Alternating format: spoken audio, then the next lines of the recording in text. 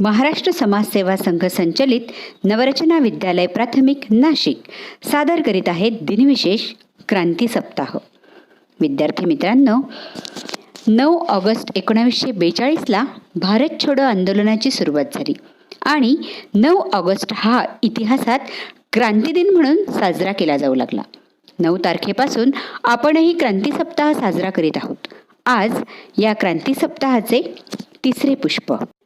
स्वातंत्र्य देवतेच्या चरणी अनेक क्रांतिकारकांनी व देशभक्तांनी आपले जीवनपुष्प समर्पित केले. अशा महान देशभक्तांपैकी मौलाना अबुल कलाम आझाद हे एक. राजनेता, स्वतंत्रता सेनानी, स्वतंत्र भारताचे पहिले शिक्षण मंत्री मौलाना अबुल कलाम आझाद व सर्व नाम अनाम क्रांतिवीरांना शतशः नमन करून मी आजचे पुष्प गुंफण्याचा प्रयत्न करते. विद्यार्थी मित्रांनो, खरं तर आपण स्वतंत्र भारतात जन्माला आलो, फार भाग्य घेऊन जन्माला आलो. कारण पारतंत्र्यात होणारी आपल्या मातृभूमीची अवहेलना आपण अनुभवली नाही. पारतंत्र्यात होणारा अपमान आपल्याला सोसायला लागला नाही. 150 वर्ष ब्रिटिशांनी भारतावर राज्य केले. त्या काळात भारतीयांनी अपार दुःख सोसले, परंतु त्यामुळे भारताचा स्वाभिमान कधी नष्ट झाला नाही. पारतंत्र्याचे हे जोखड फेकून देऊन आपण स्वतंत्र झालो पाहिजे ही भावना कधी लोपली नाही. थोर देशभक्त नेते आणि असंख्य कार्यकर्ते यांच्या त्यागामुळे, त्यांनी केलेल्या संघर्षामुळे स्वातंत्र्याची ही आकांक्षा अधिकाधिक तीव्र होत गेली. आपल्या मातृभूमीसाठी लढण्यात अपार आनंद असतो. असंख्य देशभक्तांनी तो अनुभवला. ते धुंदपणे लढले. त्यांना ना तुरुंगाची भीती ना मृत्यूचे भय. स्वातंत्र्य हे स्वप्न न राहता सत्य व्हावे म्हणून भारतीय जनतेने दीर्घकाळ संग्राम दिला. स्वातंत्र्य संग्रामाचे पूर्ण महाभारत जर आपण वाचले तर आपला ऊर अभिमानाने भरून येतो. देशप्रेमाच्या उदात्त भावनेने आपले हे रक्त सळसळू लागते. म्हणूनच हा स्वातंत्र्य संग्रामाचा इतिहास आपण नक्कीच आळवला पाहिजे. पारतंत्र्याकडून स्वातंत्र्याकडे झेप घेत असताना भारतीय जनतेला फार मोठा त्याग करावा लागला. स्वातंत्र्यासाठी लढणाऱ्या ध्येयवादी व्यक्तींनी ज्या हाल अपेष्टा सोसल्या त्याला या दुनियेत तोड नाही. त्याचे वर्णन करायला शब्दही अपुरे पडतील आणि वर्णन ऐकायला तर रक्ताचे आसवही कमी पडतील. आता तरी आपण जागे व्हायलाच हवे. जातीभेदाच्या पाशापलीकडे जाऊन माणूस म्हणून, सच्चे भारतीय म्हणून कर्तव्यनिष्ठ राहायला हवे. तेव्हाच प्राणांचे मोल देऊन मिळालेले स्वातंत्र्य अबाधित राहील. क्रांतिकारी देशभक्तांच्या शौर्याला, धैर्याला, इतिहासाला उजळणी देत निष्ठावंत होण्याचा प्रयत्न करूया. विद्यार्थी मित्र हो, तुम्ही पाहत असणारा फोटो मौलाना अबुल कलाम आझाद यांचा. त्यांचा जन्म 11 नोव्हेंबर 1888 साली मक्का येथे झाला. मोहम्मद खैरुद्दीन हे त्यांचे वडील. अरबी भाषेचे विद्वान म्हणून त्यांची सर्वत्र ख्याती होती. अबुल बहीण भावंडात सर्वात लहान. 1890 साली त्यांचे वडील सहकुटुंब सहपरिवार कलकत्त्याला आले आणि तिथेच राहण्यासाठी स्थायिक झाले. अबुल यांचे प्राथमिक शिक्षण घरीच झाले. आईकडून ते अरबी भाषा शिकले, तर वडिलांकडून उर्दू भाषा त्यांनी आत्मसात केली. इतर विषय शिकण्यासाठी वडिलांनी आपल्या मित्रांची नियुक्ती त्यांच्याकडे केली. त्या काळी दरसे निजामी च्या अभ्यासक्रमात अरबी, फारसी, दर्शन, तर्कशास्त्र, अंकगणित, भूगोल व इतिहास इत्यादी विषयांचा समावेश असे. अबुलची बुद्धिमत्ता इतकी अफाट होती की 10 वर्षात पूर्ण करायचा अभ्यासक्रम त्याने अवघ्या 4 वर्षात पूर्ण केला. अबुल लहानपणापासून अत्यंत जिज्ञासू होता. वाचनाचं त्याला विलक्षण वेड. वर्तमानपत्र आवर्जून वाचत असल्यामुळे जगात घडणाऱ्या घटनांची त्याला खडा माहिती असायची. प्रगाढ प्रेमामुळं त्याचं ज्ञानभांडार समृद्ध झालं होतं. अरबी, फारसी, इतिहासाच्या व्यासंगातून त्यांच्यातील साहित्यिक गुणांना खतपाणी मिळालं. अबुल लहानपणी एक मजेशीर खेळ खेळायचा. घरातली वस्तू म्हणजे श्रोते अशी कल्पना करून त्यांच्यासमोर भाषण द्यायचा. त्याचे भाऊ बहीण, समवयस्क मुले त्याची खिल्ली उडवत, पण अबुलला त्याची पर्वा नसे. हे लुटूपुटीचे श्रोते त्याला फार प्रिय होते. ते गडबड गोंधळ आणि सुळबुळ न करता भाषण संपेपर्यंत शांत बसायचे. हाताची घडी तोंडावर बोट ठेवून त्या मूक श्रोत्यांशी अबुलचा सुसंवाद चालू असे. पुढे त्याच्या अंगी वक्तृत्वाचे गुण आले. त्याचे श्रेय या खेळाला नक्कीच द्यावे लागेल. अबुल कलाम सच्चे देशभक्त होते. हिंदू व मुसलमान यांच्यात फूट पाडण्याची इंग्रजाची कपटनीती त्यांना मुळीच मान्य नव्हती. 1 जून 1912 रोजी अल हिलाल ही साप्ताहिक पत्रिका त्यांनी प्रकाशित केली. त्यातील लेखांमधून अबुल यांनी इंग्रजांविरुद्ध टीकास्त्र जोडले. मुस्लिम बांधवांना इंग्रजांची साथ देऊ नका असे आवाहनही केले. इंग्रजांच्या डोळ्यात ते खुपायला लागले. त्यांनी ते वृत्तपत्र बंद पाडले. त्यानंतर 1915 पुन्हा त्यांनी अल बलाल हे वृत्तपत्र सुरू केले. त्यातही इंग्रजांविरुद्ध लेख असल्यामुळे इंग्रजांनी तेही बंद केले आणि तेव्हा त्यांना कलकत्त्याहून रांचीच्या जेलमध्ये नेण्यात आले आणि त्या जेलमध्ये त्यांची भेट झाली महात्मा गांधीजींशी. त्यांच्या असहकार आंदोलनात त्यांनी स्वतःला झोकून घेतले. त्यांची लोकप्रियता इतकी वाढली की लाहोर येथील संमेलनात त्यांना इमाम होण्याची विनंती करण्यात आली, पण ती त्यांनी नम्रपणे नाकारली.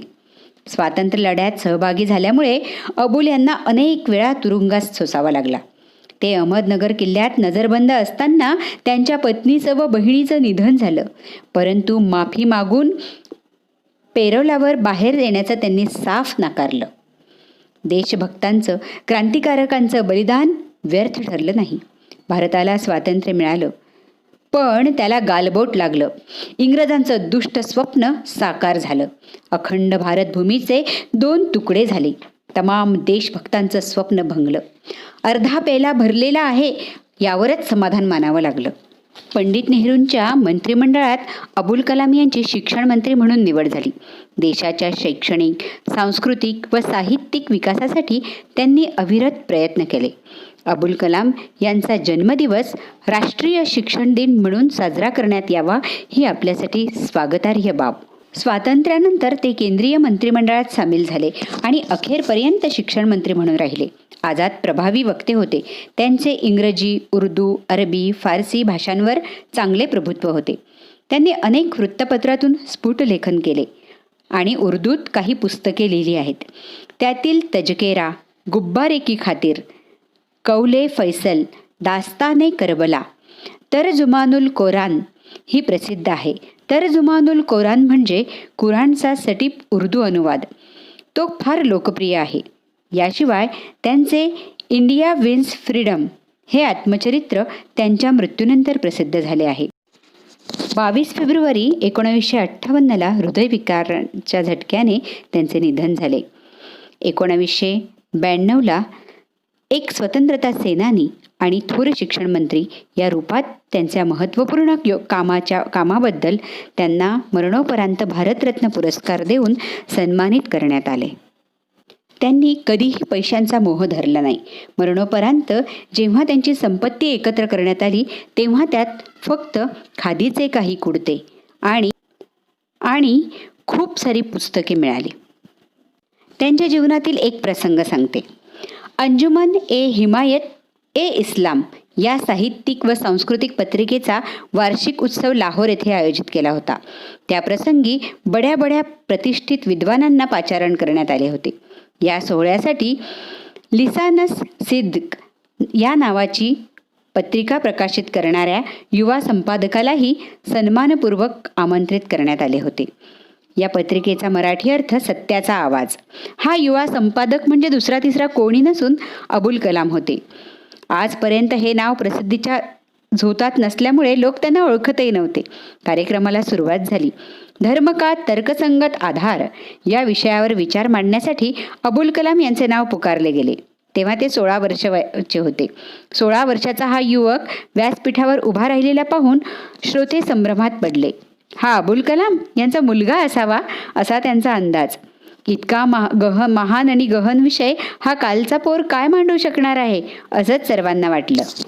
पण प्रत्यक्षात अबुल कलाम यांनी बोलायला सुरुवात केली आणि श्रोते मंत्रमुग्ध होऊन गेले. त्यांनी मांडलेले विचार त्यांच्या सखोल अध्ययनाची आणि परिपक्वतेची साक्ष देणारे होते. श्रोत्यांचा भ्रमनिरास झाला. या घटनेमुळे उर्दू साहित्याच्या क्षितिजावर उदयास आलेल्या या तेजस्वी ताऱ्याची ओळख सर्वांना झाली. सुप्रसिद्ध कवी व लेखक हाली यांनी त्यांच्याबद्दल प्रशंसोद्गार काढले. ते म्हणाले, उनके युवा कंधों पर एक बुजुर्ग का सिर है. विद्यार्थी मित्रांनो, हे वाक्य खूप काही सांगून जातं. उनके युवा कंधों पर एक बुजुर्ग का सिर है. असे होते मौलाना अबुल कलाम आझाद. अत्यंत बुद्धिमान, प्रतिभेचं अमोल लेणं त्यांना लाभलेलं होतं. ते किशोर लेखक व पत्रकार तर होतेच. वयाच्या 14व्या वर्षापासून त्यांचे लेख विभिन्न पत्रिकांमधून प्रकाशित होत असत. त्याबरोबरच त्यांना काव्यलेखनाचाही छंद होता. त्यांचे त्याविषयीचे बरेच किस्से प्रसिद्ध आहेत. आता सारे किस्से यात सांगता येणार नाही. आपण याची माहिती वेगवेगळ्या पुस्तकामधून मिळवायची, वाचायची व आपले ज्ञान अबाधित ठेवायचे. साथियों सलाम है सलाम है सलाम, साथियों सलाम है सलाम है सलाम, इस देश की आज़ादियाँ है तुम्हें बुला रही, ये जातिवादी बेड़ियाँ झंझना के आ रही, कबूल हो आज़ादियाँ तोड़ दो ये बेड़ियाँ, कबूल हो आज़ादियाँ तोड़ दो ये बेड़ियाँ, प्रण करो यहाँ सभी, प्रण करो यहाँ अभी, प्रण करो यहाँ सभी, प्रण करो यहाँ अभी, तुम्हारे ही हाथ में देश की लगाम है, साथियों सलाम है, साथियों सलाम है, सलाम है सलाम, साथियों सलाम है, सलाम है सलाम। धुल समाज पे लगी दूर तुम उसे करो, बुझ रहा जला दिया प्रेम से इसे भरो, देश लहलहा उठे भारतीय गा उठे, देश लहलहा उठे भारतीय गा उठे, विश्व में आवाज़ है, विश्व में पुकार है, विश्व में आवाज़ है, विश्व में पुकार है, तुम्हारे ही हाथ में देश की लगाम है, साथियों सलाम है, साथियों सलाम है, सलाम है सलाम, साथियों सलाम है, सलाम है सलाम।